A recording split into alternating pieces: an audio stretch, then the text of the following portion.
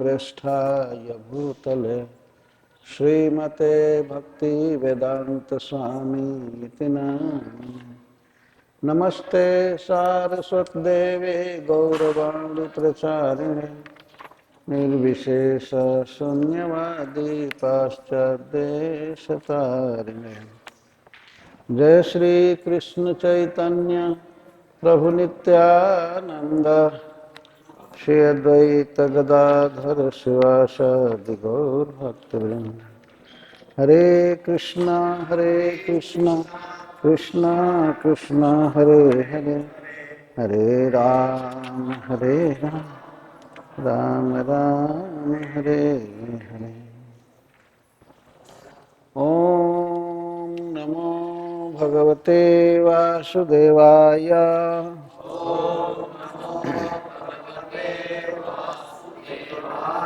ओम नमो भगवते वासुदेवाय।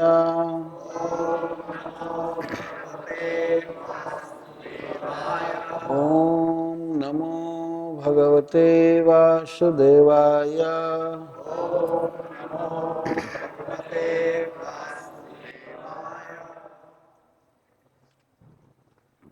श्लोक 30 चालू। ध्यायन्तमेकमासीनां पुरुषं प्रकृतेः परां शुश्रूषन्तं गुरुन् क्वापि कामैर्भोगैः सपर्यया।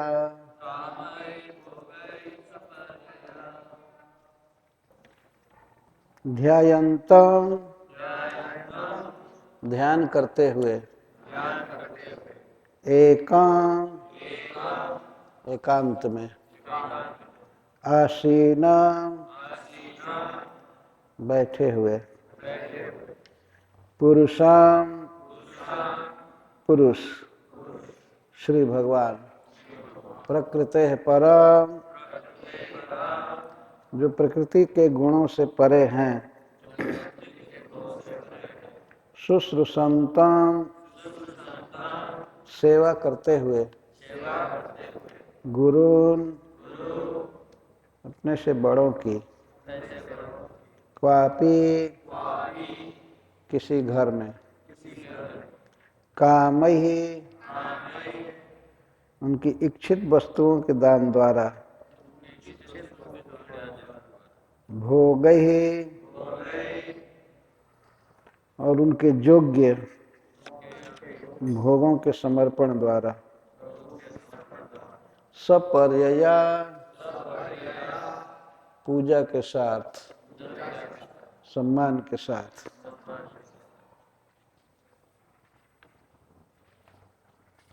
तो श्री नारद जी द्वारका में भगवान का अपनी पत्नियों के साथ व्यवहार देख रहे हैं। एक घर में श्री नारद जी देखते हैं, एकम आसीनम पुरुषम प्रकृते परम ध्यायन्तम। भगवान श्री कृष्ण एक घर में एकांत में बैठे हैं और प्रकृति से परे परम पुरुष श्री भगवान का ध्यान कर रहे हैं। श्री भगवान श्री कृष्ण स्वयं ही भगवान है, परंतु मनुष्यों को शिक्षा देने के लिए वे स्वयं ध्यान कर रहे हैं। किसका ध्यान? पुरुषम, पुरुष का। वेदों में, शास्त्रों में भगवान विष्णु को पुरुष कहा गया है, या भगवान कृष्ण पुरुष हैं। बाकी वास्तव में सब प्रकृति हैं। गीता में भगवान कहते हैं, भूमि रापो नलो वायु खम मनो बुद्धिरेव च अहंकार तीयम में भिन्ना प्रकृति वस्तुधा अपरेयम इतस्तन्यम प्रकृतिम विद्धि में पराम जीव भूताम महाबाहो जजेदम धार्यते जगत।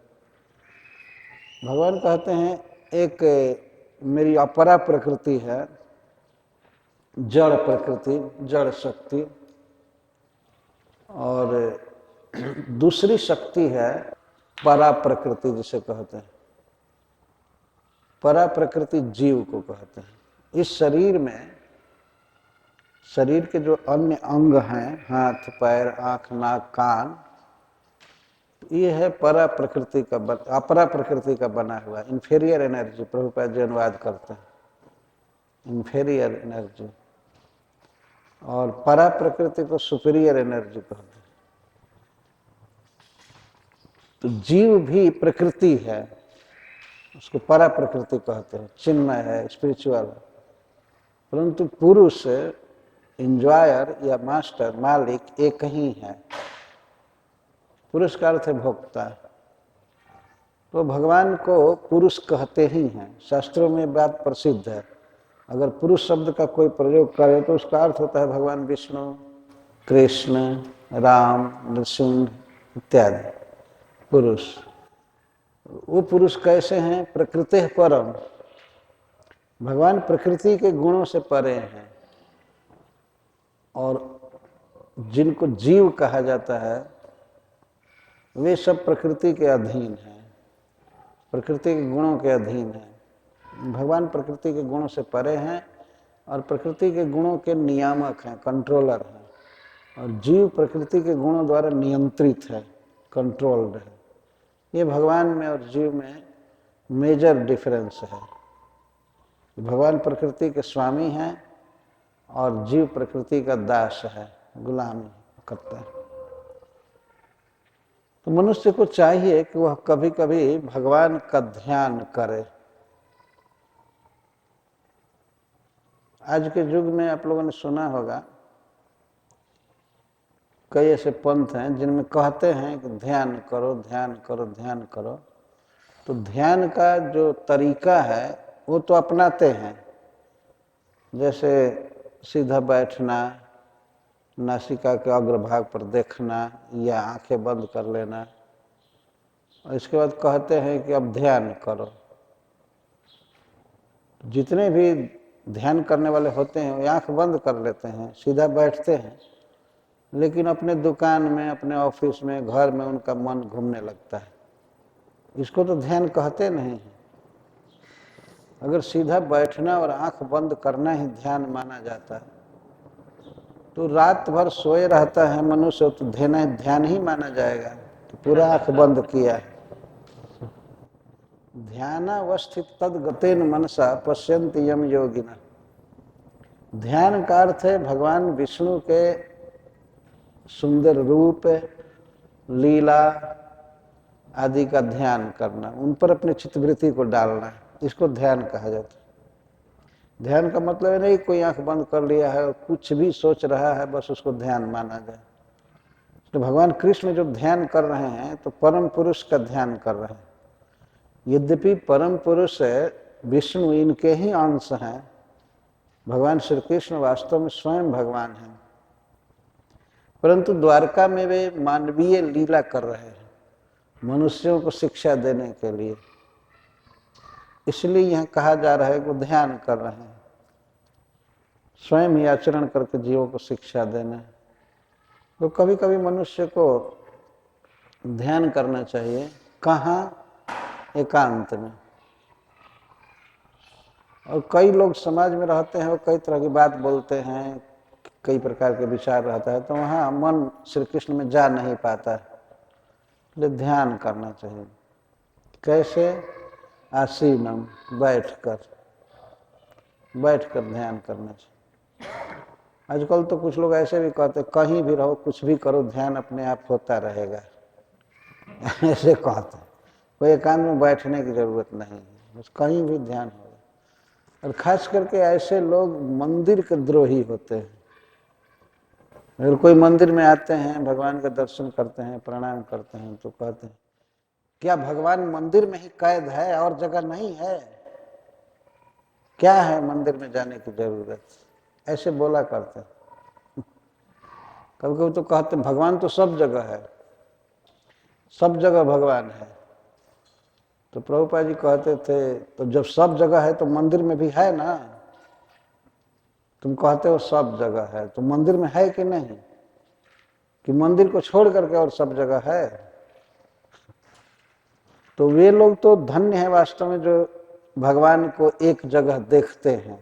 भगवान है सब जगह, इसमें संदेह नहीं है, लेकिन सब जगह तो हमारी दृष्टि जा नहीं पाती है। तो कम से कम एक जगह उनको देखें, प्रणाम करें, श्रृंगार करें, उनको कुछ खाने को दें, पहनने को दें, उनको भोग लगावें, उनको सेवा करें। तो जो सर्वव्यापक ईश्वर को मानते हैं और कहीं नहीं देखते हैं, उनसे फार बेटर डिवोटी लोग हैं जो कम से कम एक जगह तो भगवान को देखते है ना। और सब जगह व्यापक कह करके टाल देते टाल देते, ऐसा कहते हैं कि भगवान का कोई रूप नहीं है, भगवान वास्तव में निराकार है।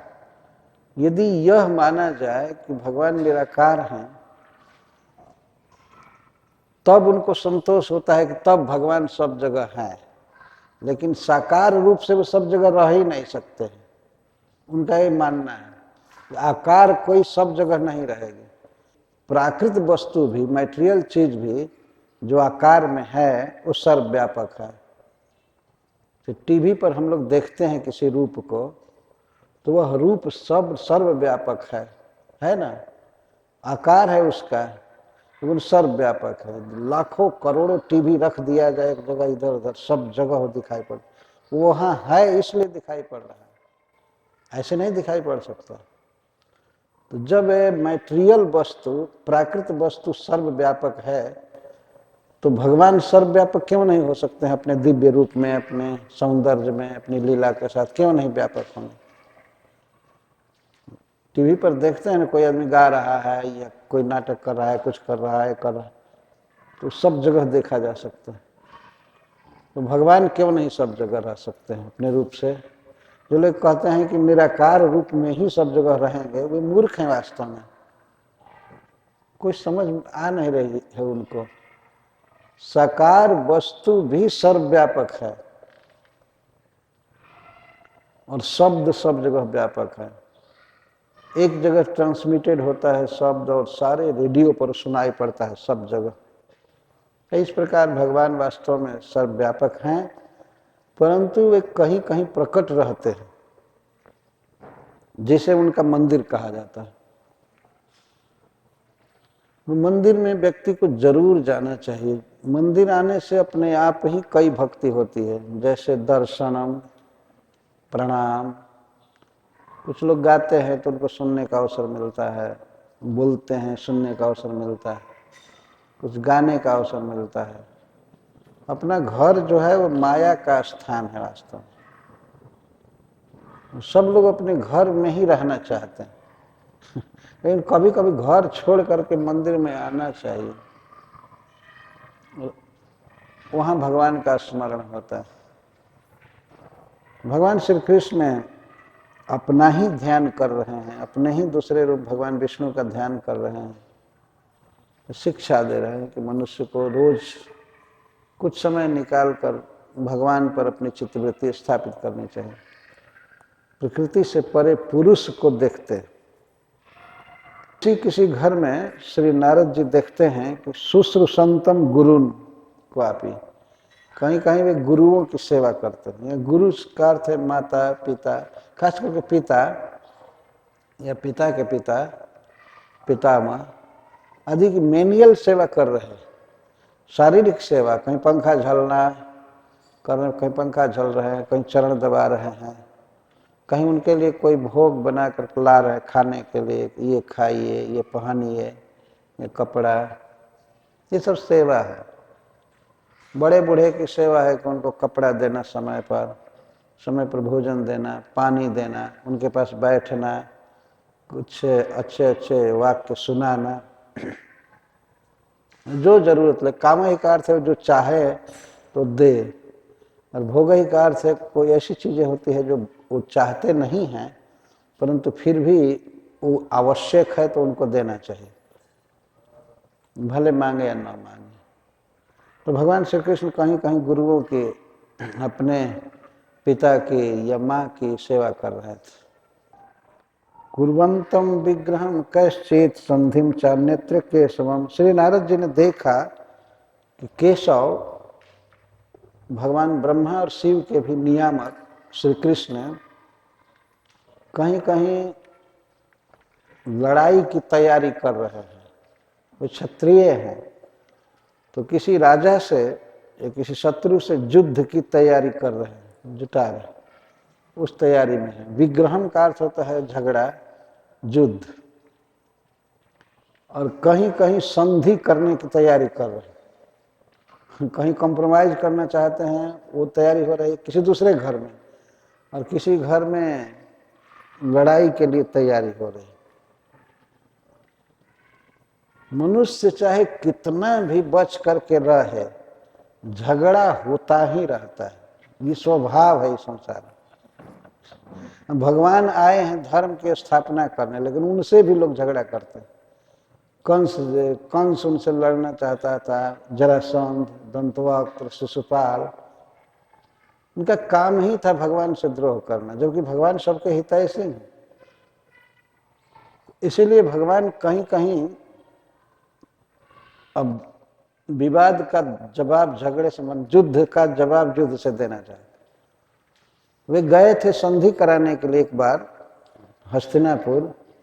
वे चाहते थे कि पांडव और कौरव मिल करके रहें। बहुत बड़ा झगड़ा होने वाला था, बहुत बड़ा युद्ध होने वाला था। भगवान रोकना चाहते थे। उन्होंने कहा कि केवल 5 गांव 5 पांडवों को दे दो, ये लोग उसमें रह जाएंगे संतोष करके।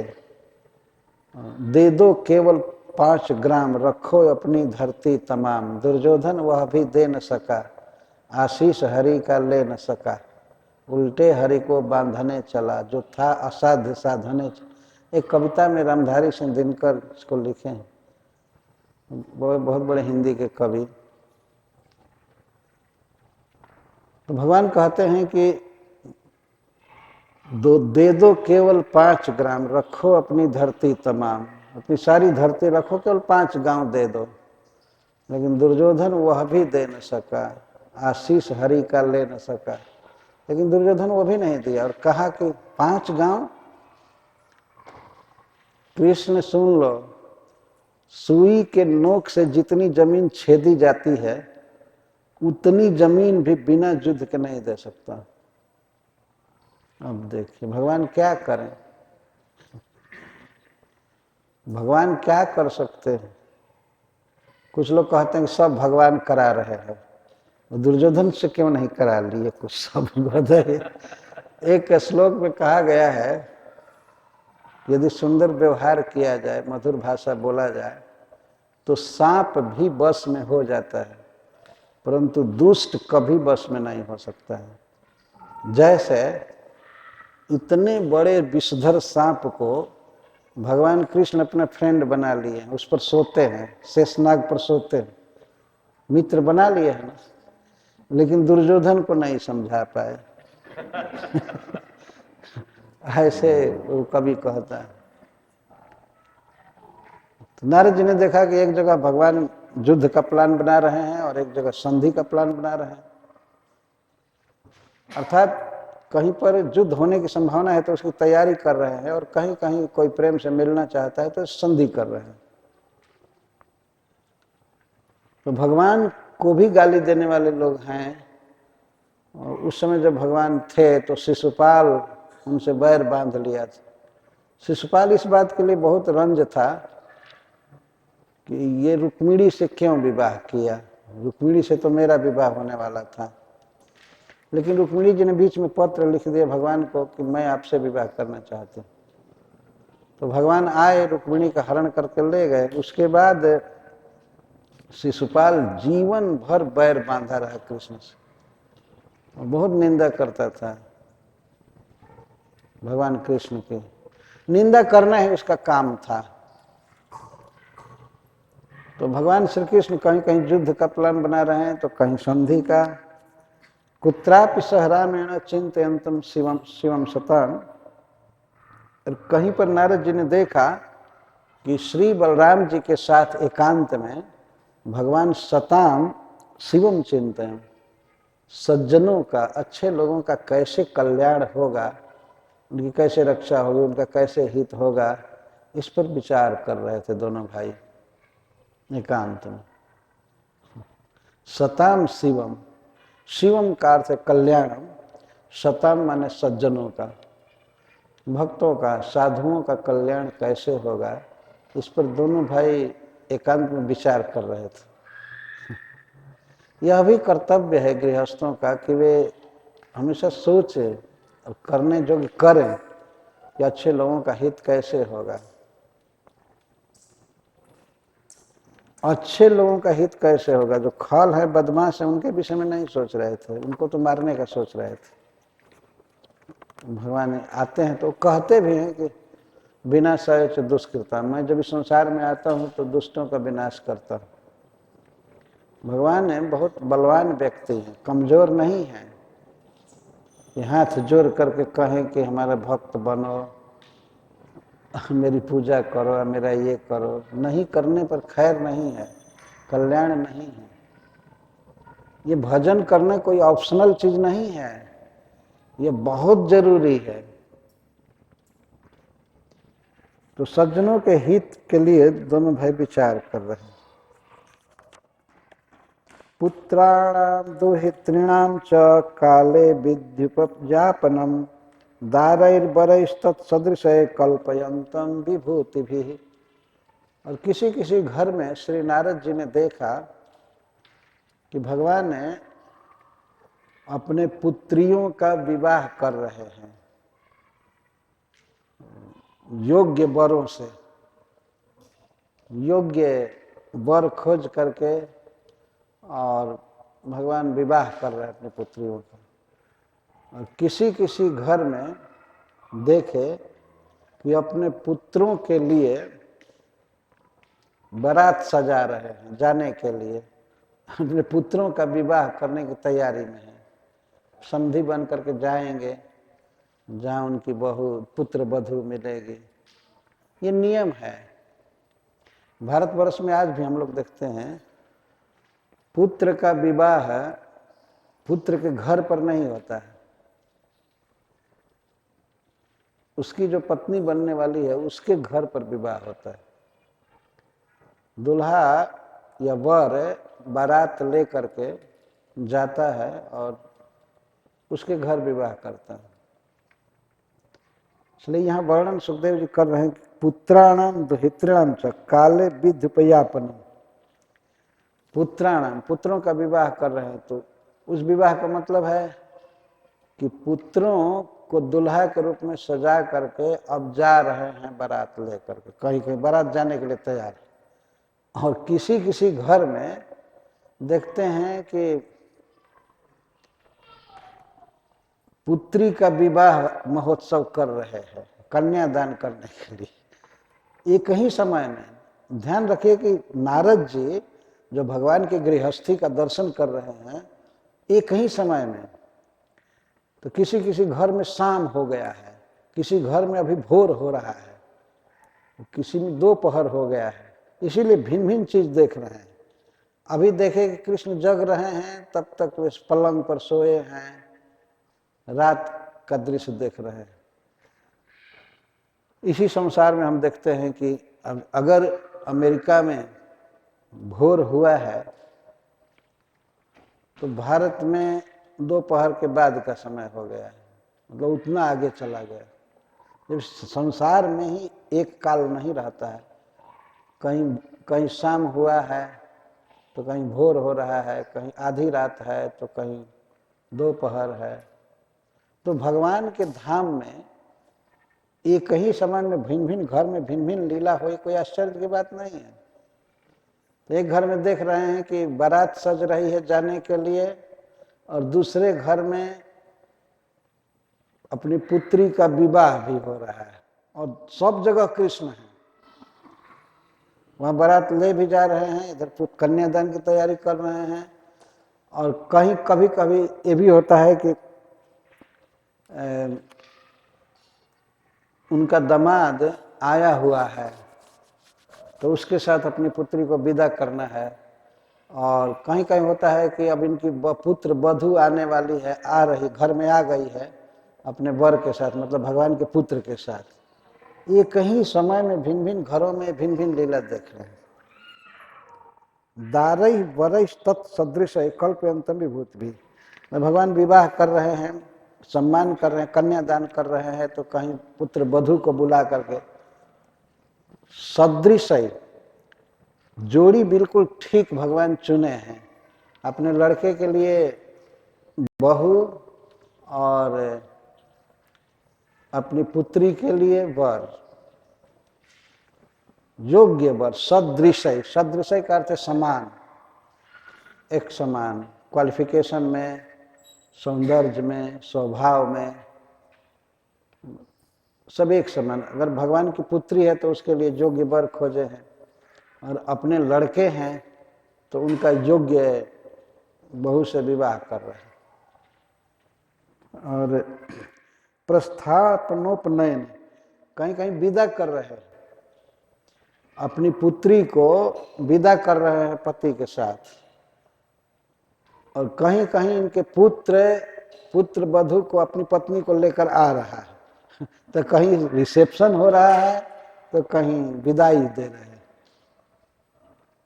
ये एक दो रहता तो चलो एक दिन होता है, 16,108 पुत्रियां हैं, एक एक रानी से एक एक, और 16,108 से 10 पुत्र हुए थे, तो कितने होंगे?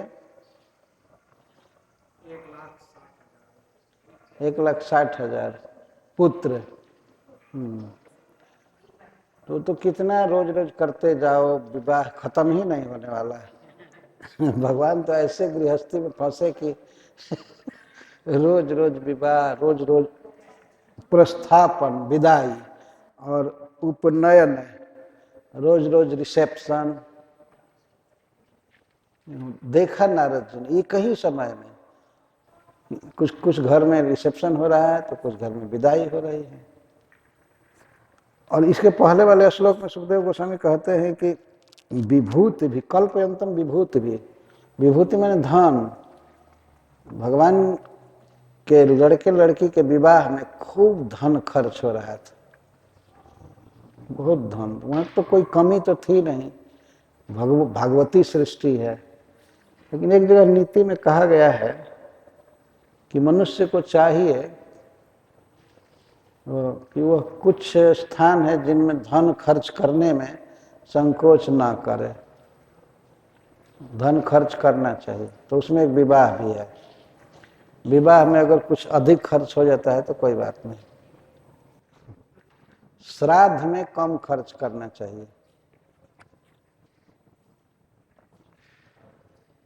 भागवत श्राद्धे कुर्यात् न विस्तृतम, श्रीमद् भागवत में कहा गया कि श्राद्ध में विस्तार नहीं करना चाहिए। कई स्थान हैं जहाँ पर कि अगर कुछ अधिक भी खर्च हो जाए तो कोई बात नहीं, कर देना चाहिए। तो उसमें एक विवाह है, यज्ञ है, यज्ञ करने में कुछ अधिक भी लग जाए तो ठीक है, कोई बात नहीं। और इमरजेंसी में जैसे पुत्र बीमार हो गया, पत्नी बीमार हो गई, पिताजी बीमार हो गए, तो वहाँ धन खर्च करना चाहिए, उसको इमरजेंसी कहा गया। कुछ खास चीज ऐसा है जिसमें खर्च बढ़ाना नहीं चाहिए, जैसे भोग भोगने में। इतना अच्छा घर मिले मुझे, फर्नीचर, वो फर्नीचर, ये कार पुरानी हो गई, इसको बदलो, नया मॉडल लाओ, ये करो, ये सब थर्ड क्लास का विचार। मनुष्य को इस तरह भोगों में नहीं रहना चाहिए। धन खर्च करने के और भी बहुत से जगह हैं जहाँ उसे करना चाहिए। सब जीने के लिए शास्त्र बताता है। तो भगवान के लिए यहाँ कह रहे हैं कि वे विवाह में बहुत खर्च किए। वीक्ष जोगेश्वरस्य जैसाम लोका विशेष मेरे। नारद जी भगवान के इस वैभव को और लीलाओं को एक ही समय में भिन्न भिन्न लीलाओं को देखकर विस्मित हो गए, और सारे लोग विस्मित रहते थे, आश्चर्यचकित। वास्तव में भगवान कृष्ण भगवान है ना, पहले समझ लेना चाहिए वो क्या है। अगर कोई समझ जाए कृष्ण को ठीक से तो कृष्ण की लीलाओं पर संशय नहीं कर सकता। यजंतम सकलान देवान क्वापि क्रतुभिरुर्जितहि पूर्तयंतम क्वचित धर्मम कूपा राम मठाद भी। वो रेफ जो है गलत छप गया है, कूपा राम है, कूप या राम, कुरपा नहीं।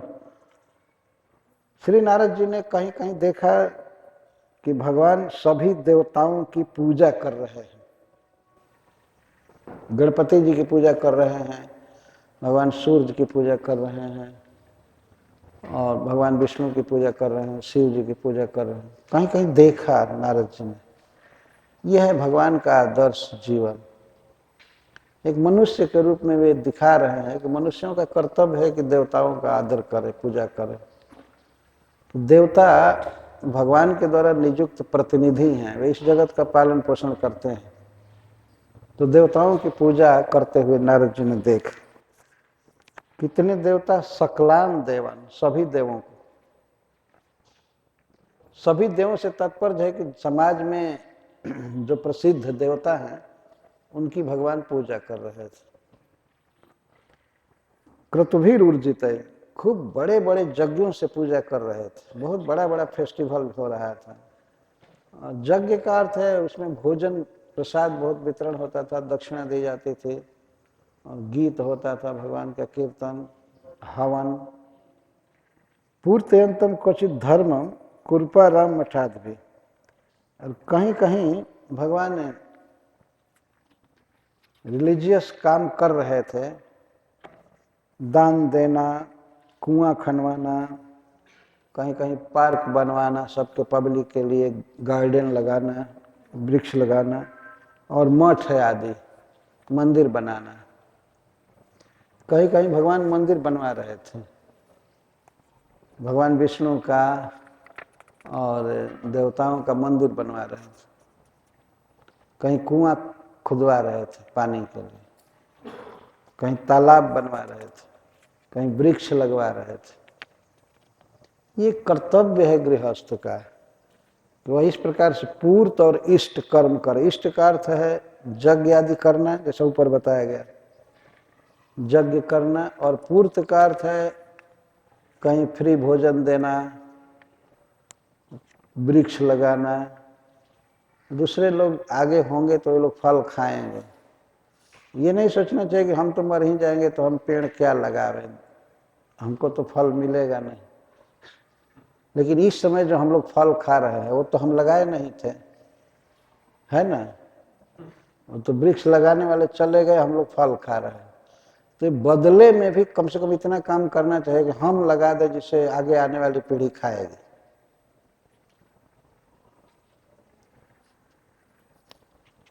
हमारे यहाँ एक कहावत है, 5 आम 25 महुआ, 30 बरस पर इमली के फहुआ।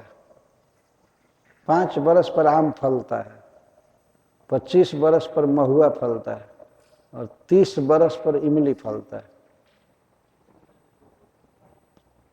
तो जो मान लीजिए इमली लगाए होंगे, महुआ लगाए होंगे और बुढ़ापा में लगाए होंगे, वो तो चले गए, लेकिन उस महुआ को दूसरे लोग खाते हैं, तो आम को भी खाते हैं, सारे फल खाते हैं। तो केवल इसी में संतोष नहीं करना चाहिए कि बस खाओ खाओ खाओ, और कोई कहे हम तो पैसा से खरीद कर खा रहे हैं, हम क्यों लगाएं पेड़। पैसे से ही पूर्ति नहीं हो जाती, वृक्ष लगाना ही चाहिए, लगाना चाहिए। वैसे सुविधा न हो, कोई कहे कि हमारे पास तो घर में वृक्ष पूरा लगा नहीं पाएंगे, और इधर तो ये कभी फल वाला वृक्ष नहीं दिखाई देता है। रोड पर भी जो है वो केवल लकड़ी के लिए है, या छाया, तो फल वाला वृक्ष देखने को नहीं आता। पर ये धर्म है, फल वाला वृक्ष, छाया वाला वृक्ष लगाना चाहिए, जिससे पक्षी बैठते हैं, मनुष्य विश्राम करता है, पशु आदि सब। इधर तो इतना घास बर्बाद हो जाता है, एक भी पशु को चरने को नहीं मिलता। इतना नियम से घास काटते हैं कि उतना नियम से अपना केस नहीं काटते हैं, इतना नियम से सब लाइन।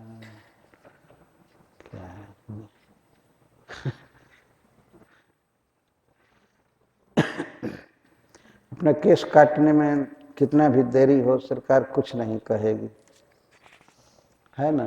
लेकिन आप अपने घर का लान कहते हैं ना, अगर नहीं ठीक से रखिए तो कहे तो ठीक है, ये भी अच्छा है।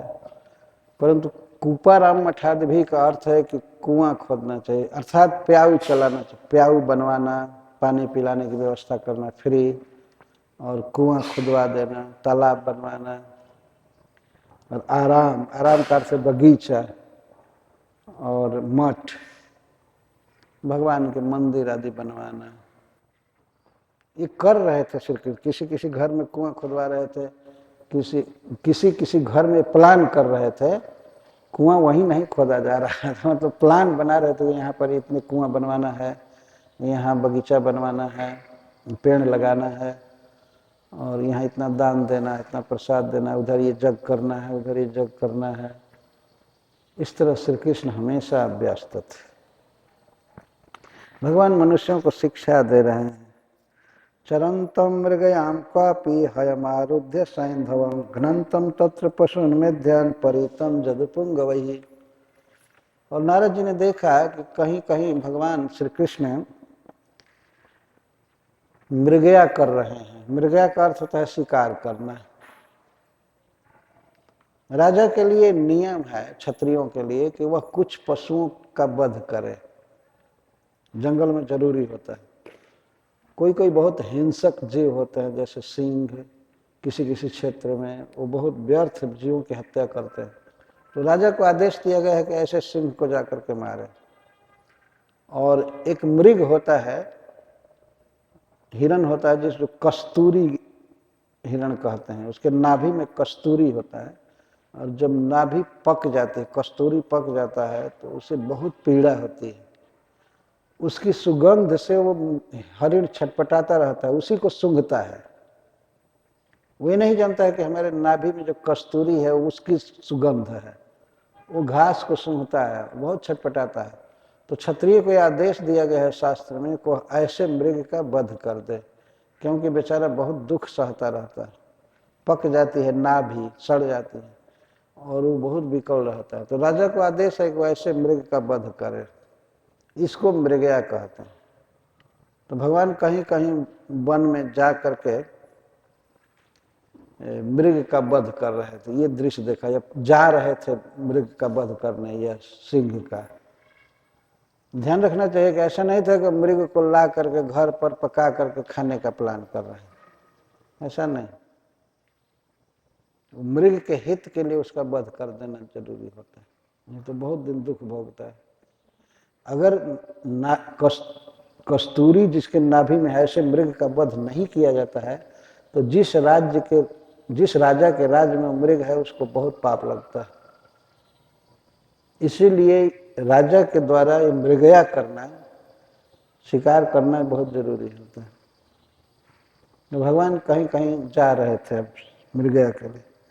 हयम आरुह्य सैंधवम, सिंधी घोड़ा पर चढ़े थे। सिंध प्रदेश आज पाकिस्तान में है, परंतु तो भारत का ही अंश है। वहाँ के घोड़े, खास करके काबुल के घोड़े बहुत प्रसिद्ध होते हैं। ये हिंदी में कहावत है कि काबुल के घोड़े प्रसिद्ध हैं, तो क्या काबुल में गधे नहीं होते हैं क्या है? इसका मतलब काबुल में जो जन्म लिया बस तेज ही हो गया, ऐसी बात, ऐसे कोई जरूरी नहीं। ये प्रसिद्ध बात है कि काबुल के घोड़े, सिंध के घोड़े ज़्यादा हिष्ट पुष्ट और फुर्तीले होते हैं। तो भगवान सैंधवम हयम आरुह्य, सिंध प्रदेश में पाए जाने वाले घोड़े पर चढ़कर शिकार कर रहे हैं। घ्नंतम तत्र पशुन मेध्यान, मेध्य पशुओं को मार रहे थे। मेध्य का ये दो अर्थ है, एक तो जो दुख भोगते हैं और हिंसक उनको मारना। मेध्य का एक अर्थ है कुछ ऐसे पशु का वध करके मृग को ला रहे थे जो हवन किए जाते थे, जिनका मांस यज्ञ में हवन किया जाता था, पितरों के लिए यह यज्ञ होता था। लेकिन कलयुग में यह यज्ञ मना है। कलयुग में 5 चीज मना है। समय इतना बुरा है कि उसको छूट नहीं दिया गया। उसमें कहा गया है कि संन्यास लेना मना है। हम लोगों को श्रील प्रभुपाद जी संन्यास इसलिए दिए, वो कहते हैं कि प्रचार के लिए दिए हैं, लेकिन वास्तव में संन्यास, वो कहते हैं कि संन्यास मना है कलयुग में। संन्यास के नियमों का कोई पालन नहीं कर सकता। और पल पैतृकम, पितरों को पल, पल का अर्थ मांस अर्पित करना है मना है। यदि ये छूट दे दिया जाए कि पितरों को मांस अर्पित करो तो लोग बेहद खाने लगेंगे और मांस। जानते हैं क्यों मांस से खाने की छूट दी गई है शास्त्र में? इसलिए कि उच्छृंखल मांसाहारियों के प्रवृत्ति पर कंट्रोल किया जाए। मान लीजिए जो रोज मांस खाने वाला है और किसी भी पशु का मांस खाने वाला है, कसाई, तो शास्त्र कहता है कि जानता है कि इसको टोटल रोक दिया जाए मांसाहार तो ये मानेगा नहीं। तो शास्त्र कहता है ठीक है, तुम महीने में एक दिन मांस खा सकते हो। कब? अमावस्या के दिन, महीने में एक दिन। तो शास्त्र के कहने का मतलब यह है कि 29 दिन नहीं खाना है। तो जो शास्त्र 29 दिन मना करेगा वो एक दिन खाने के लिए क्यों कहेगा? इसलिए कि वो मानेगा नहीं। धर्म शास्त्र के आधार पर अगर खाने को कहा जाएगा तो मान जाएगा, ठीक है। अच्छा, वो भी कहा गया है कि तुम वन में जाओ और किसी हरिण को पकड़ो, मारो, उसका मांस खाओ, या बराह को पकड़ कर लाओ, मारो, खाओ। तो इसका अर्थ है कि अब हरिण और बराह के अलावा और चीज खाना ही नहीं, और किसी पशु को नहीं खाना है। और सारे पशुओं की रक्षा के लिए बात कही गई।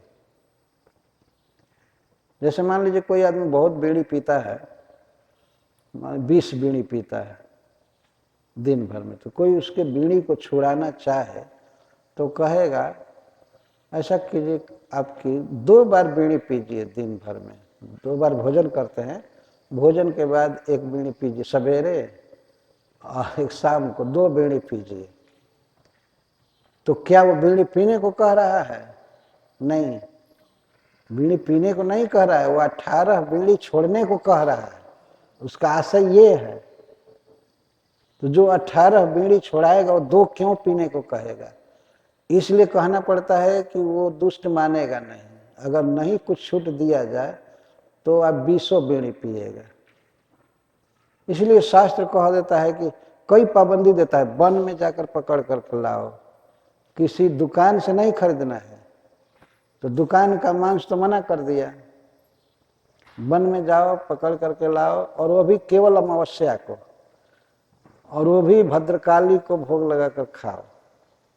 ऐसे नहीं कि जहां तहां उच्छृंखल खाना खाया। तो ये मांस खाने पर रोक लगाने के लिए बात कही गई। देवरेण सुतोत्पत्ति, देवर से पुत्र उत्पन्न कराना। इस युग में पहले ऐसा होता था, द्वापर तक इतना उज्जवल चरित्र था लोगों का कि अगर किसी स्थिति में यदि भाभी को पुत्र नहीं हुआ, किसी स्थिति में मान लीजिए, तो समाज में व्यवस्था थी कि वह देवर से पुत्र प्राप्त कर सकती थी। लेकिन इतना ऊंचा समाज था कि केवल पुत्र प्राप्ति करेगी बस, इसके बाद कोई संबंध नहीं रहेगा। अगर किसी कारण से पति अक्षम है, वो एबल नहीं है पुत्र उत्पन्न करने में, या कोई रोग है, कुछ है, तो उस दशा में देवर से पुत्र उत्पन्न कराया जाता था। जैसे भगवान वेदव्यास देव ने अपने भाई की पत्नियों के गर्भ से पुत्र उत्पन्न किया था, धृतराष्ट्र, पांडु, विदुर, ये सब। लेकिन केवल 1 दिन पुत्र उत्पन्न भर किए थे और कोई संबंध नहीं था। पर आज यदि छूट दे दी जाए तो आदमी तो ऐसे ही धर्म का उल्लंघन कर रहा है, धर्मोपदेश के नाम पर और भ्रष्ट हो जाएगा। इसीलिए मना कर दिया गया, नहीं ये चीज नहीं रहेगा कलयुग में। संन्यास मना है, पितरों को मांस अर्पित करना मना है, देवर से पुत्र उत्पन्न कराना मना है, अश्वमेध यज्ञ मना है, ये सब चीजें मना है शास्त्र में। तो भगवान श्री कृष्ण जो जंगल में जा रहे हैं मृगया करने के लिए, इसमें आजकल के मानसिकता को आरोपित नहीं करना चाहिए। भगवान धर्म का पालन कर रहे हैं। अव्यक्तलिंगम प्रकृति अंतपुर गृहादिषु क्वचिच्चरंतम योगेशम तत्तद्भाव बुभुत्सया। कहीं नारद जी ने देखा कि भगवान अपने भेष को बदल करके कि कोई उनको पहचानने न पावे, जो सांवले हैं तो पेंट कर लिए थे गोरा, और कहीं कहीं बिल्कुल छिप करके पब्लिक में घूमते रहते थे, खास करके अपने मंत्रियों में। प्रकृति कहते हैं मंत्री को, सेनाध्यक्ष, कोषाध्यक्ष और भी जो बड़े बड़े पदों पर रहते हैं मंत्री, मिनिस्टर, उनके घरों में छिप करके भेष बदल कर जाते थे, और पब्लिक में भी, कि ये क्या बोलते हैं हमारे विषय में या और विषय में क्या बोलते हैं। ये राजा का एक कर्तव्य है कि वह अपना भेष बदल करके गुप्तचर बन करके और जनता की आवाज को सुने। आजकल के राजाओं में तो ये बिल्कुल गुण नहीं रहा, और कहीं चले तो चलते समय भी हल्ला हो जाता है कि उनका इधर प्रोग्राम है, इधर प्रोग्राम है, इधर जा रहे हैं, इधर जा रहे हो। क्या पता लगाएंगे? उनका पता सबको होता है, वे किसी का पता नहीं लगा पाते। किधर कौन टेररिस्ट छिपा है ये भी पता नहीं लगता है ना। और राजा को सब लोग जानते हैं, जबकि नीति ये है कि राजा को कभी कभी अपना भेष बदल कर गुप्त भाव से घूमना चाहिए। तो भगवान श्री कृष्ण कहीं कहीं ऐसे घूम रहे थे, नारद जी पहचान रहे हैं। आजकल तो कुछ चेहरा भी मिलता है जिससे आदमी अपना रूप बदल लेता है, घूमता रहता है। इसको राजनीति कहते हैं। जानना जरूरी है कि मंत्री लोग क्या प्लान कर रहे हैं, कैसे राज को से चुराते हैं या क्या करते हैं, तो डायरेक्ट राजा पकड़ लेता है। ये कर्तव्य अगर न पकड़े तब तो राज्य में उपद्रव होता ही रहेगा। राजा का जो सीआईडी विभाग है, या इंडिया में सीबीआई है, सेंट्रल इन्वेस्टिगेशन ब्यूरो है। अच्छा, इन्वेस्टिगेशन। तो ये सब जो व्यवस्थाएं हैं वास्तव में इसी का रूप है, लेकिन जो देश का राजा है उसको स्वयं ही ऐसे करना चाहिए। कभी कभी ऐसे गायब हो जाए, पता ही ना चले, सामान्य पब्लिक में बैठा हुआ है, अपने मंत्रियों के पास भी चला गया, कभी भिखमंगा बन करके, कभी ब्राह्मण बनकर, कभी कुछ बनकर, कभी कुछ, और पूरा पता लगा लेता है। इतना बड़ा डिपार्टमेंट रख करके भी लोग असफल रहते हैं। सीबीआई पर ही इतना खर्च होता है, लेकिन वो बहुत मुश्किल से कहीं कहीं पता लगा पाते हैं।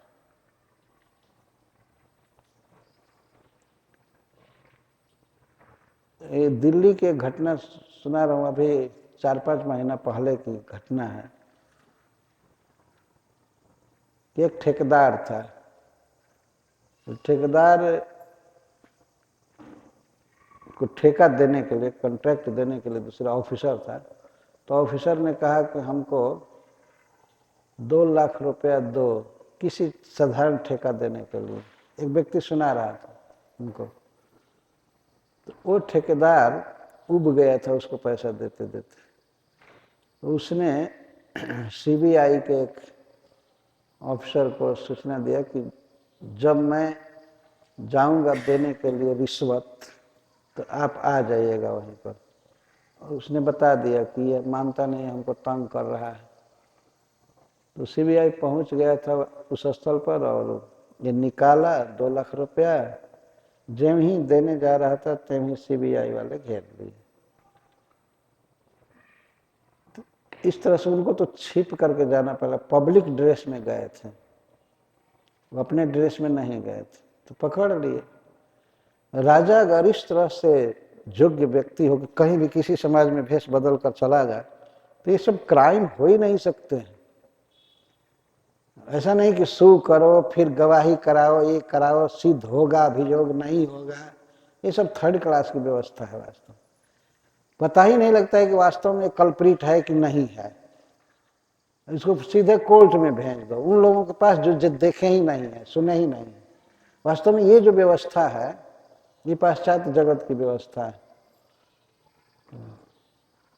किसी चीज के लिए कोर्ट, काउंसिल, कॉलेज, कोर्ट बना दो।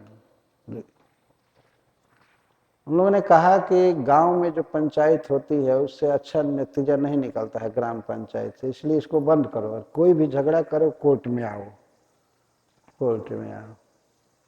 तो पता ही नहीं लगा पाता है व्यक्ति, ज्यादातर पता ही नहीं लगता है कि वास्तविकता क्या है। लेकिन राजा अगर इस तरह से योग्य हो, कहीं भी किसी भी समाज में जाए तो कहीं से भी पता लगा लेगा कि व्हाट इज व्हाट, वो तुरंत पता लगा लेगा। आजकल के राजा लोग क्या पता लगाएंगे? संसद भवन में किस तरह लड़ रहे हैं उसको पूरे भारत के लोग टीवी पर देखते हैं, क्या पता लगाएंगे, क्या राज्य करेगा। सब लोग देखते हैं कि वो उधर गाली दे रहा है, उधर कुर्सी उठाकर दौड़ रहा है, और जो स्पीकर है वो कहता है शांत शांत, please sit down, please sit down, बस हो गए। आते आते उस दिन के लिए अधिवेशन बंद कर दिया जाता है। ठीक है, बस यही सफलता। क्या जरूरत है दुनिया को दिखाने की कि वहां क्या हो रहा है? वो एक नियम बनाएंगे, ये करना है, ये करना है, ऐसे करना है, तब तक बचने वाले उसको सुन करके अपना पैंतरा लगा लेता है, ऐसे बचना है। मान लीजिए कोई इनकम टैक्स का नियम वहां बन रहा है, ये नियम बना है, ये नियम पास हुआ, तो उस नियम से बचने के लिए पहले ही उपाय रच लेते हैं। ठीक है, करते रहो। ये दशा है। इन भगवान की जो लीला है तो इसमें बताया जा रहा है कि तत्त भाव बुभुत्सया, लोगों के या अपने मंत्रियों के तत्त भाव को जानने की इच्छा से भगवान भेष बदल कर घूम रहे थे। क्या उसमें दिक्कत होगी? अगर भेष बदल करके जो हेड है वो घूमे तो क्या जरूरत है इसकी गवाही, उसकी गवाही, ये करो ये करो, सीधा फांसी पर चढ़ा देगा गलती करने वाले। और फिर राज्य में कभी भी कोई उपद्रव हो ही नहीं सकता है। यदि वास्तव में सीधा या आतंकवादियों को, जो किसी देश में मान लो किसी आतंकवादी को प्रश्रय देते हैं, पता लग जाए सीधा कि यह व्यक्ति टेररिस्ट को शेल्टर दे रहा है और उसको उड़ा दिए, मार दिया जाए, काहे को कोई शेल्टर देने जाए? कभी नहीं दे सकता है।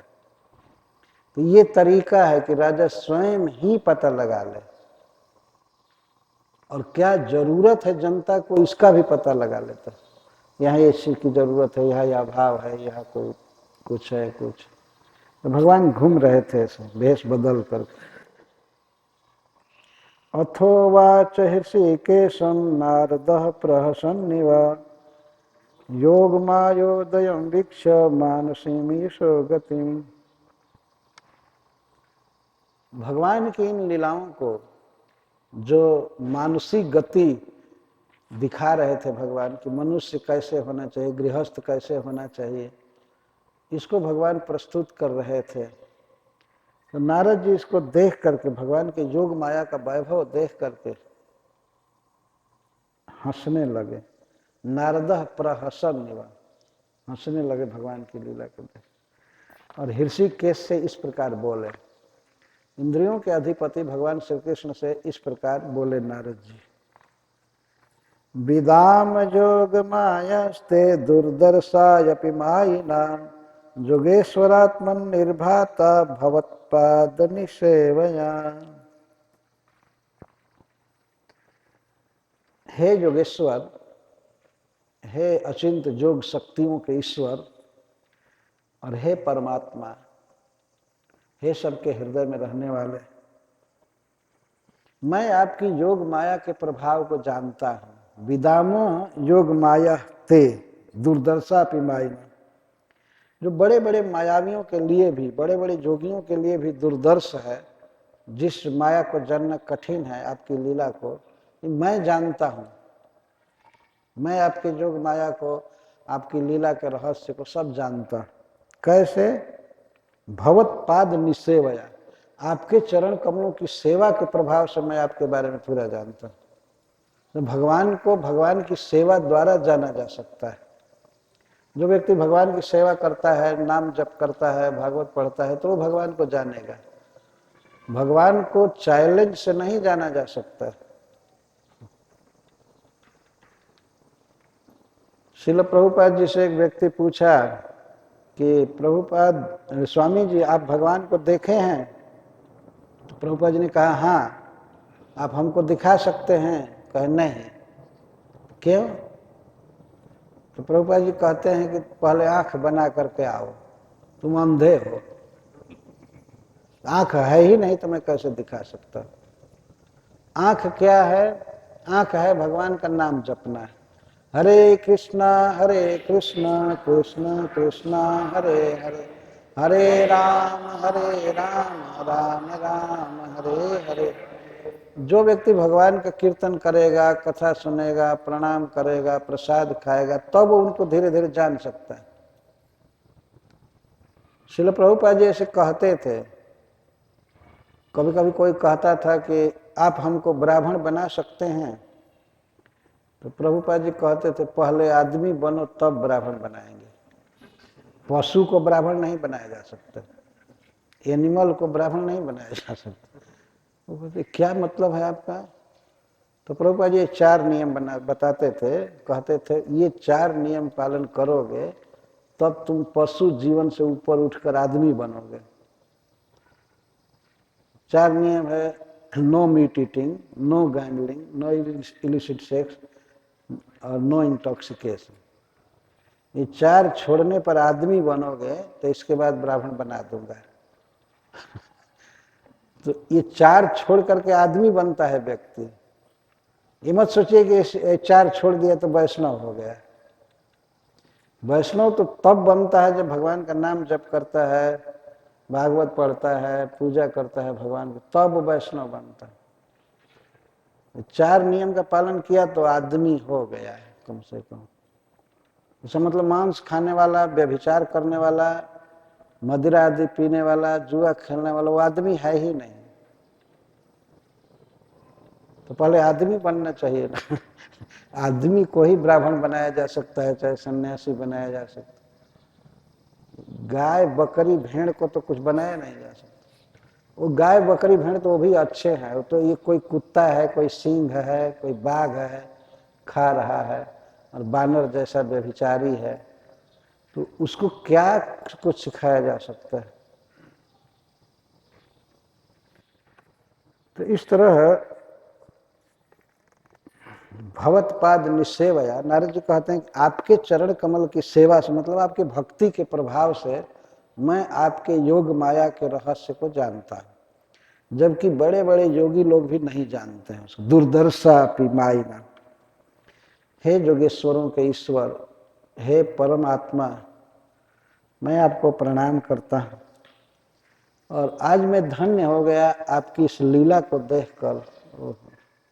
अनुजानी माम देव लोकास्ते जससा प्लुतान, परेटामी तवोद्गायन लीला भुवन पावनी। हे देव, हे सबके परम पूज्य, देव का अर्थ है पूज्य, वर्शिपेबल। आप ब्रह्मा शिव आदि के भी पूज्य हैं, आप सर्वश्रेष्ठ हैं। हमें आज्ञा दीजिए, अनुजानी का अर्थ हमें आज्ञा दीजिए, मैं अब चलता हूं। क्यों? यदि भगवान कहें कि नहीं रहिए द्वारका में, अरे एक एक दिन एक एक घर में रहेंगे तब भी 16,108 दिन तो यहीं रुकना पड़ेगा, है ना? यदि किसी एक पत्नी का के हाथ से आप खाएंगे, हमारी एक पत्नी के हाथ से खाएंगे, तो दूसरी रूठ जाएगी कि नारद जी को हमारे यहाँ क्यों नहीं पधरावनी हुई, मैं भी खिलाऊं। तो नारद जी कहते नहीं, हम जा रहे हैं, आपका यश तो सारे जगत में फैला हुआ है, लेकिन मैं उसका वर्णन करूंगा, आपकी लीलाओं का जा जा करके गाऊंगा, वर्णन करूंगा, और वे लीलाएं भुवन पावनी हैं। सारे भुवन जितने भी जीव हैं उनके पाप को दूर कर देती है आपकी लीला, इतनी परम पावन है। तो गायंस चरामी पर्यटामी, मैं पर्यटन करूंगा, घूमूंगा, मैं इसके लिए जा रहा हूँ। नारद जी को उत्कंठा हो रही थी कि ये लीला देखा हूँ, इसको सब जगह फैलाऊं। ये भगवान ये कर रहे थे, ऐसे कर रहे थे, एक ही समय में यहाँ ये लीला, उस घर में यह लीला, वह लीला, यह लीला। तो उसको सुनाने की बहुत उत्कंठा हो रही है नारद जी को। तो कहते हैं कि अब हमको आज्ञा दीजिए, अब मैं चलता। अनुजान ही मान दो, हमको आज्ञा दीजिए, छुट्टी दीजिए, और विश्व में फैले हुए आपके भुवन पावन जस को मैं गाना चाहता हूँ। मैं भी सुना था, मैं सुना था कि भगवान इतना विवाह किए हैं, ऐसी लीला करते हैं, लेकिन आज आंख से देखा तो हमारी जिह्वा में उमंग हो रही है उसको गाने के लिए, वर्णन करने के लिए। वास्तव में भक्तों के मन में ये उत्कंठा होनी चाहिए, उत्कंठा होनी चाहिए कि मैं भगवान का वर्णन करूंगा, मैं सुनाऊंगा, मैं गाऊंगा। यदि कोई गाना जानता है तो गाना चाहिए, यदि वर्णन कर सकता है तो वर्णन करना चाहिए, फैलाना चाहिए भगवान के जस को। यदि कोई प्रिंट करने में समर्थ है तो उसे प्रिंट करना चाहिए, भगवान की लीलाओं को डिस्ट्रीब्यूट करना चाहिए। प्रभुपाद जी एक जगह पर कहते हैं, distribute books, distribute books, distribute books. यदि तुम मुझको प्रसन्न करना चाहते हो तो मेरी पुस्तकें बांटो।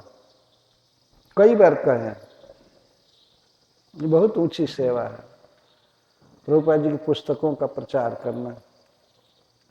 नारद जी उत्कंठित हो रहे हैं, ये सबसे बड़े गायक हैं, बहुत सुंदर गायक हैं, भगवान की लीला को बहुत सुंदरता से वर्णन करते हैं और गाते हैं। गाने का दो अर्थ है, गाने का अर्थ है सिंगिंग, हरे कृष्ण, और गाने का एक अर्थ है बार बार एक ही चीज का वर्णन करना, बखान करना, उसको भी गाना कहते हैं।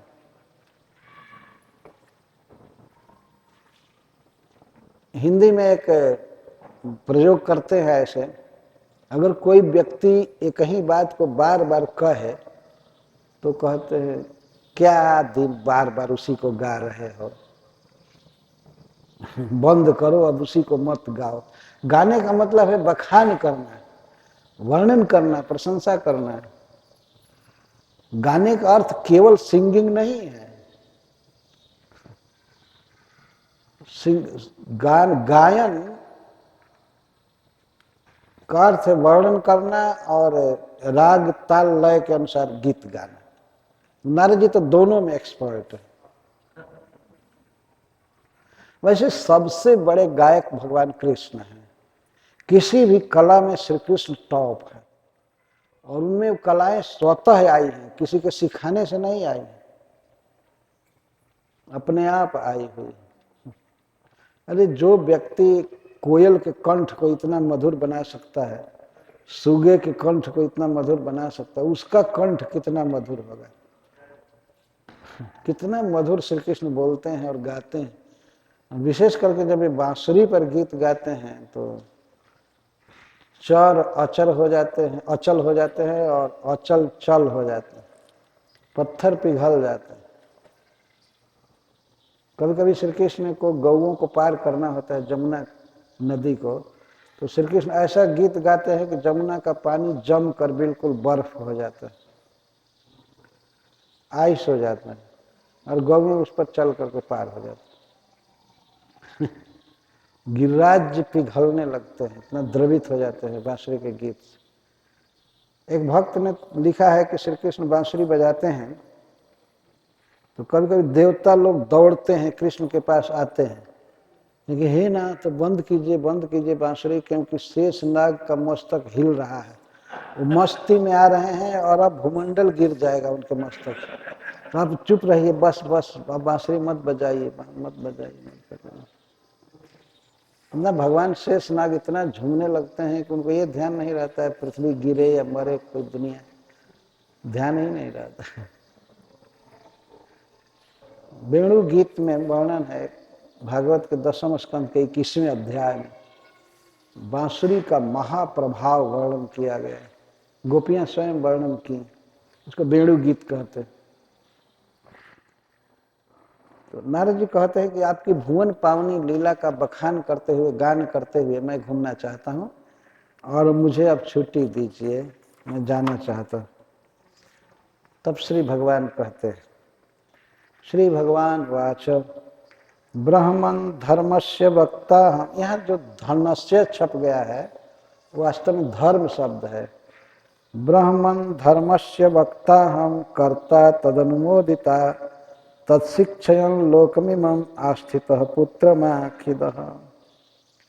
देखिए भगवान की लीला, नारद जी का भी चरण धोए हैं और पूछे कब आए, आपकी क्या सेवा करूं। उनके चरण धोवन को अपने मस्तक पर रखे हैं, लेकिन यहाँ पर एकांत में कोई नहीं है तो नारद जी को कह रहे हैं बेटा, यहाँ पुत्र कह रहे हैं भगवान। अजीब इनकी लीला है। जिसकी पूजा की है इतना बड़ा मानकर उसको कहते हैं बेटा, डोंट वरी, आश्चर्यचकित मत हो, खेद मत करो। ब्राह्मण है वेदवेत्ता नारद जी, धर्मस्य अहम वक्ता, मैं ही धर्म का उपदेशक हूँ। धर्मम तो साक्षात भगवत प्रणीतम, धर्म के क्या क्या सिद्धांत हैं मैं बताया हूँ, किसका क्या कर्तव्य है। और कर्ता और धर्म का आचरण करने वाला भी मैं हूँ। तद अनुमोदिता, और धर्म का जो पालन करते हैं उसका अनुमोदन करने वाला भी मैं हूँ, अप्रिशिएट करने वाला मैं ही हूँ। तो धर्म का मैं ही वक्ता हूँ, मैं ही करता हूँ और मैं ही अनुमोदन करने वाला। तो यह शिक्षा देने के लिए, धर्म सिखाने के लिए इस दुनिया को मैं इस समय गृहस्थ के रूप में लीला कर रहा हूँ। अतः हे पुत्र माँ खिदा, बेटा डोंट वरी, चिंता मत करो कि भगवान ये क्या कर रहे हैं, मैं दुनिया को सिखाने के लिए सब कर रहा हूँ लीला। एक ही स्थान पर इस तरह से पूजा करना, साष्टांग प्रणाम करना, और इसी नारद जी को एकांत में कहते हैं बेटा चिंता मत करो। अब समझ सकते हैं कृष्ण क्या है। नारद जी क्या, भगवान शिव और ब्रह्मा तक भगवान कृष्ण के बेटा है। ब्रह्मा जी तो डायरेक्ट ही बेटा है, उनके नाभि कमल से उत्पन्न हुए, नाभि से कमल, कमल से ब्रह्मा जी का जन्म हुआ, और ब्रह्मा जी के आंख से भगवान शिव का जन्म हुआ है। तो भगवान विष्णु के ये तो पौत्र हैं शिव जी, और ब्रह्मा जी पुत्र हैं। पुत्र का जो पुत्र है उसको पौत्र कहते हैं, पुत्र से ही पौत्र शब्द बनता है। और इसके बाद जो लोग भी जन्म लिए तो सब ब्रह्मा जी से, शिव जी से सब जन्म लिए हैं, तो कितना छोटे होते गए।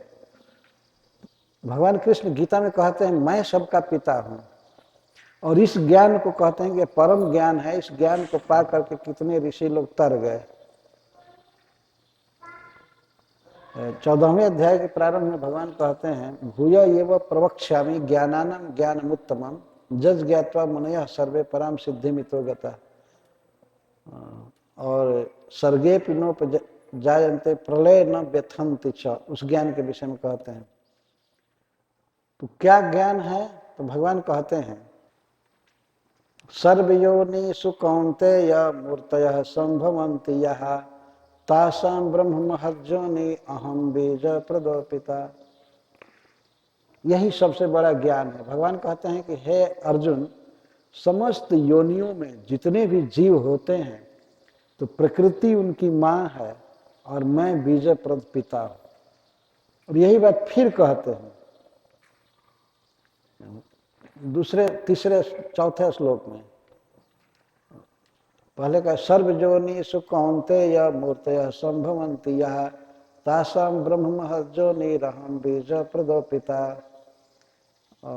मम जोनिर्महद्ब्रह्म तस्मिन् गर्भं दधाम्यहं संभवः सर्वभूतानां ततो भवति भारत।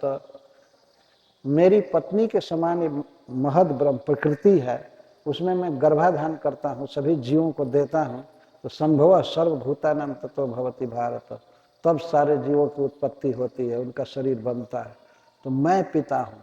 अर्जुन भी कहते हैं पितासी लोकस्य चराचरस्य, आप चर और अचर सबके पिता है, ब्रह्मा आदि के भी पिता है। एक बार तो भगवान गीता में कहते हैं पिता हमस्य जगतो माता धाता पितामह। इस जगत का मैं ही, इस जगत की मैं ही माँ हूँ। पिता हमस्य जगतो माता धाता पितामह, इस जगत का मैं ही दादा हूँ। मतलब हमारे पुत्रों ने उत्पन्न किया है इस जगत को। मैं पितामह हूँ, मैं ही माँ हूँ, मैं ही बाप हूँ और मैं ही पोसने वाला हूँ। गतिर्भर्ता प्रभु साक्षी निवास शरणम सुहृद प्रभव प्रलय स्थानम निधानम बीजमव्यय।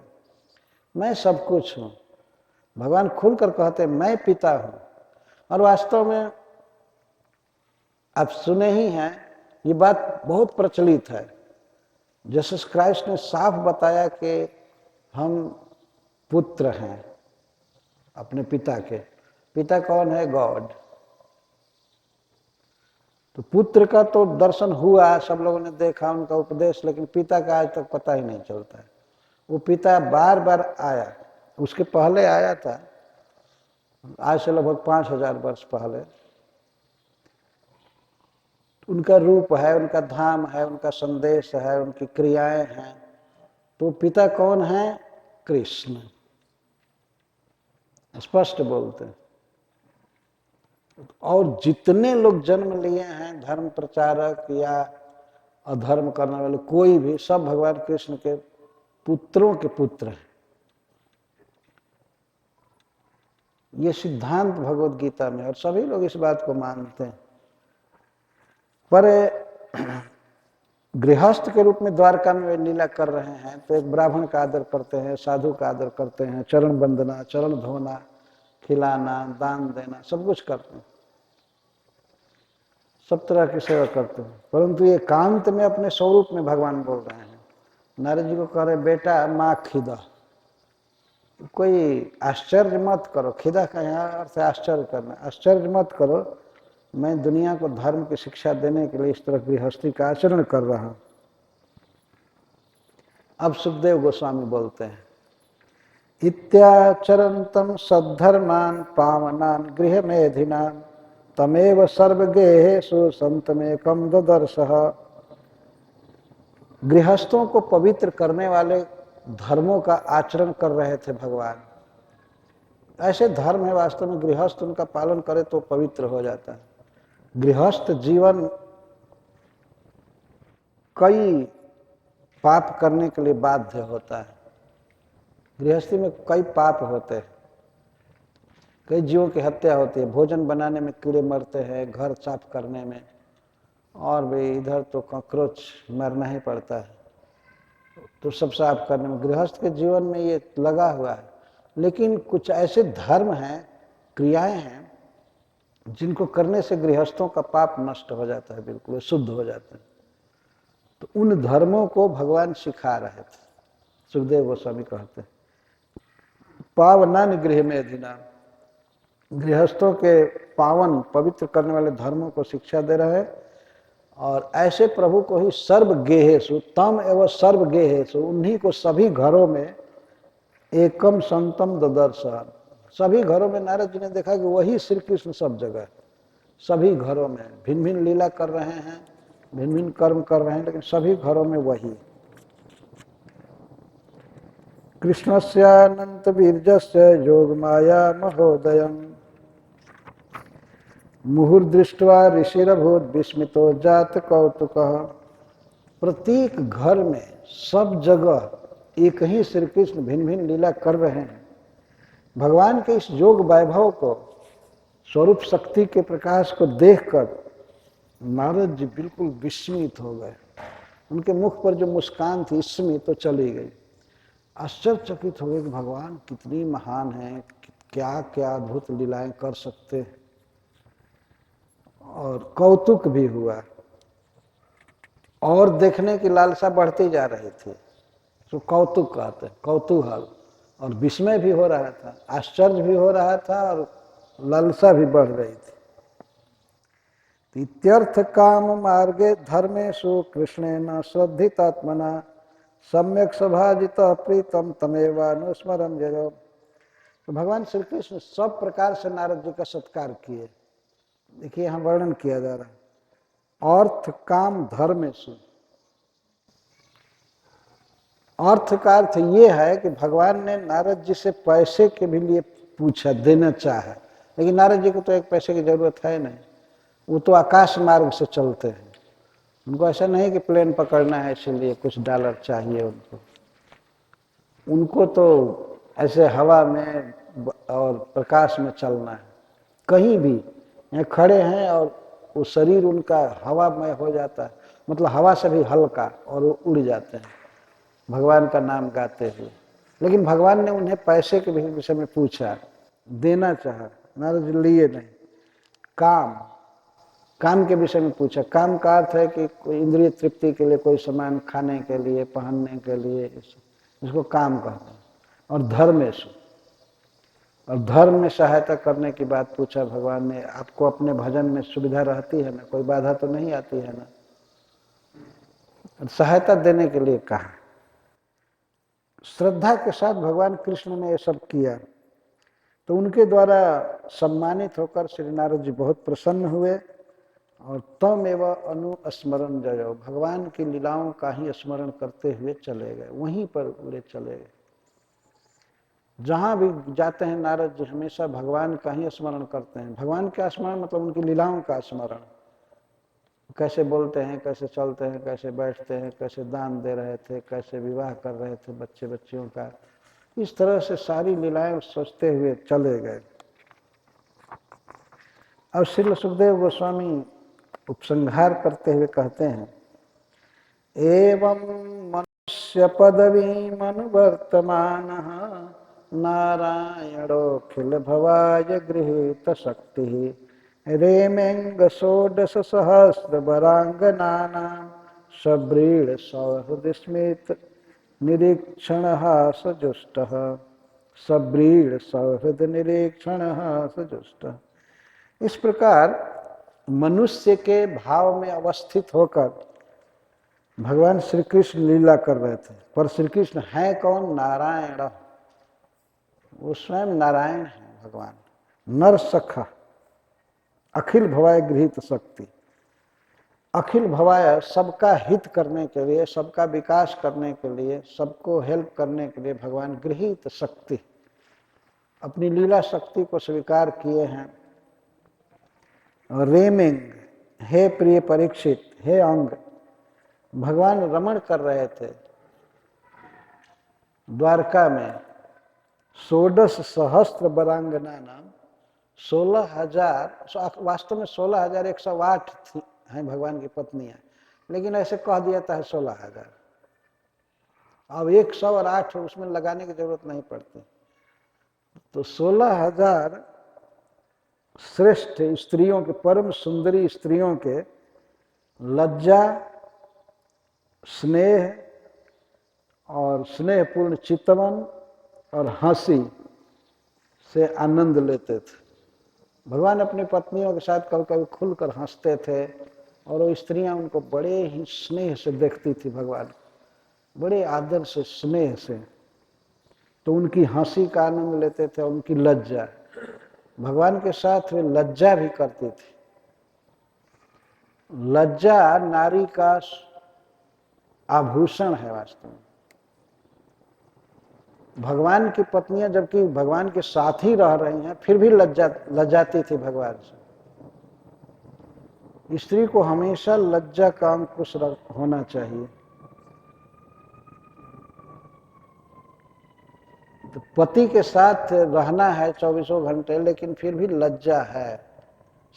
सलज्ज, सब्रीड़ा, ब्रीड़ा का अर्थ होता है लाज, लज्जा होना चाहिए। आजकल की किसी स्त्री से पूछा जाए कि उसके पति के विषय में, तो वो आपके क्या लगते हैं, तो सीधा कहे वो हमारे मिस्टर हैं। और उससे पूछा जाता है वो स्त्री तुम्हारी क्या लगती है, मेरी मिसेज है। मिसेज है ना, ऐसे कहते हैं। ये सब पद्धति नहीं है कहने की, केवल संकेत से समझ लिया जाता है कि हाँ उसकी वो पत्नी है या उसका पति है। इस्कॉन के भक्तों की जो पत्नियां हैं उनको सिखाया जाता है, हम लोग तो सब जगह यही कहते हैं कि कोई पूछे, यहाँ बैठा है पति और इसमें से कि अगर ये पूछा जाए कि वो तुम्हारे क्या लगते हैं, तो यदि समाज उसके पुत्र का नाम जानता है तो कहेगी स्त्री कि उसके पिताजी हैं, ऐसे कहेगी। यही स्टाइल है वैदिक रीति। और पत्नी से पूछा, पत्नी कुछ बात कहेगी तो कहेगी कि अच्छा ये उसके पिताजी हैं, और पत्नी भी कहेगी उसके पिताजी हैं, पत्नी कहेगी और पति भी वही कहेगा, नहीं पति कहेगा उसके माँ को बुलाओ। तो भारतीय संस्कृति ये है कि अपना संबंध न जाहिर करके अपने परिवार के अन्य लोगों का संबंध दृढ़ किया जाता है, ये रीति रही। इसीलिए प्राय स्त्रियां अगर मान लीजिए अपने पति को बुलाना चाहती हैं तो कहती हैं बेटा अपने पापा को बुला लाओ, अपने पिताजी को बुला लाओ। तो ये स्टाइल ऐसा है कि पुत्र का पिता से गाढ़ संबंध हो। वैसे नहीं कहेगी हमारे हस्बैंड को भेज दो, ऐसा नहीं कहेगी, कभी नहीं कहेगी। अपना संबंध जाहिर नहीं करना चाहिए। अपने पुत्र का संबंध पिता से अच्छा हो या पुत्र का संबंध माँ से अच्छा हो, और भाई भाई का संबंध ऐसे बोला जाता है, ये स्टाइल है। एक बार की बात है, जब भगवान श्री राम वन में जा रहे थे तो उस समय का वर्णन है। भगवान गांव में नहीं जाते थे, शहर में नहीं जाते थे। कैकेयी ने उनको कहा था कि 14 वर्ष राम वनवासी, तापस वेश विशेष उदासी 14 वर्ष राम वनवासी। तपस्वी के भेष में रहना है, वन का कंद मूल फल खाना है, गांव में नहीं जाना है, शहर में नहीं जाना है। तो भगवान जब वन में जाते थे तो गांव के बाहर से होकर जाते थे। रास्ते में गांव पड़ता था तो वो कहीं बाएं जाते थे, गांव को छोड़ देते थे, भीतर नहीं जाते। तो कभी कभी वो बरगद के पेड़ के नीचे आते थे तो गांव के लोग रुकते थे, रुकिए रुकिए रुकिए, पानी पी लीजिए, और सब लोग उत्कंठित रहते थे कि ये हैं कौन और कहाँ जा रहे हैं। इतना सुंदर लड़का और इतनी सुंदर स्त्री, ये कहाँ जा रहे हैं। सब लोग समझ रहे थे वन की ओर जा रहे हैं, तो उत्कंठित थे कि कहाँ के हैं, कहाँ घर है, क्यों वन में जा रहे हैं। तो भगवान श्री राम के पास पुरुष सब बैठते थे, पानी लाते थे, घड़े में पिलाते थे, और सीता के पास स्त्रियां बैठती थी। स्त्रियों में ज्यादा उत्कंठा होती है जानने की कि ये स्त्री लड़की किसकी है, कहाँ जा रही है। तो वो लोग सीता जी से बात करती हैं। भगवान राम बैठे हैं लक्ष्मण जी के साथ, उधर पुरुष लोग बात कर रहे हैं। तो ये बात फैल गई कि इनके पिता की 3 रानियां थी, एक ने इनको वनवास दे दिया है। और परंपरा से बात फैल जाती है, लोग सुना देते हैं। तो बात करती हैं तो पूछती हैं स्त्रियां, बहुत ही सुंदर लिखा गया है कि हे देवी, हम जानते हैं कि आप राजकुमारी हैं, इतना सुंदर हैं, इतना तेजस्वी हैं, लेकिन हम एक बात को जानना चाहती हैं कि ये दोनों आपके क्या लगते हैं, इनसे क्या नाता है।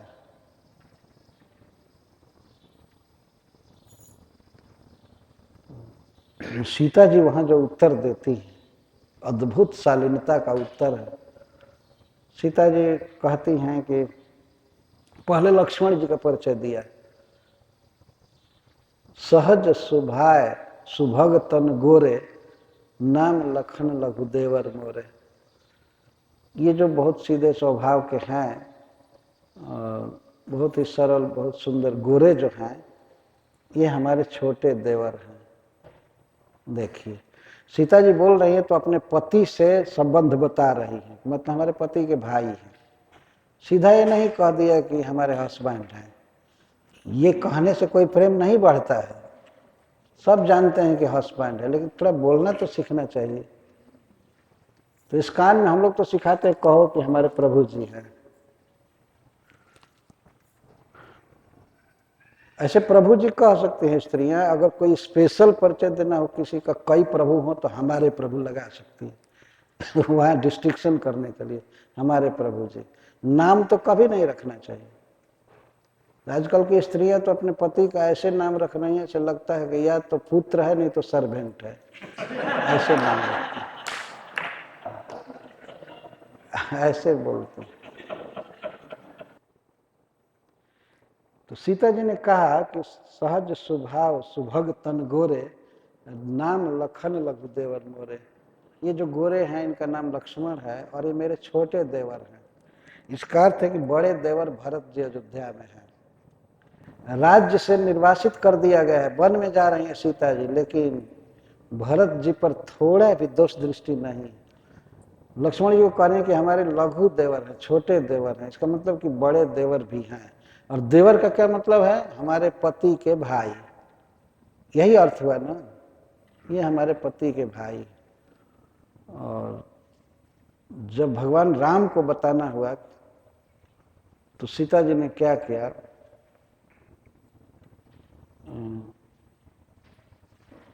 बहुरी विधु अंचल ढांकी।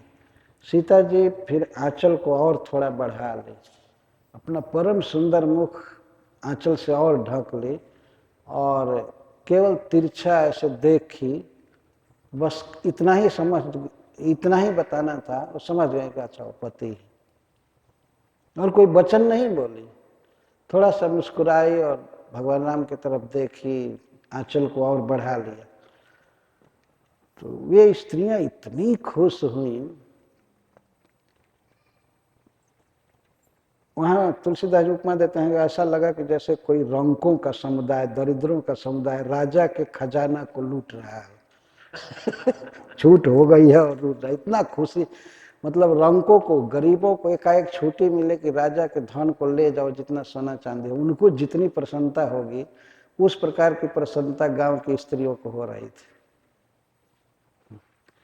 और वो लिखते हैं कि यह कही बहुविधि पाए पर सिय पाए परी,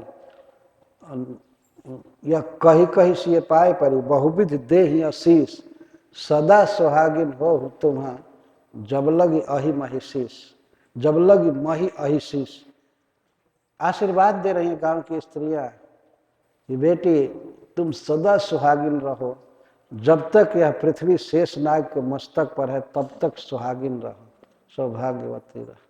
जब लगी मही अहिशीष, अहि माने सर्प, शेषनाग, उनके सिर पर जब तक पृथ्वी रहे तब तक तुम्हारा अहिवात अचल रहे। अचल हो अहिवात तुम्हारा, जब लगी गंग जमुन जलधारा।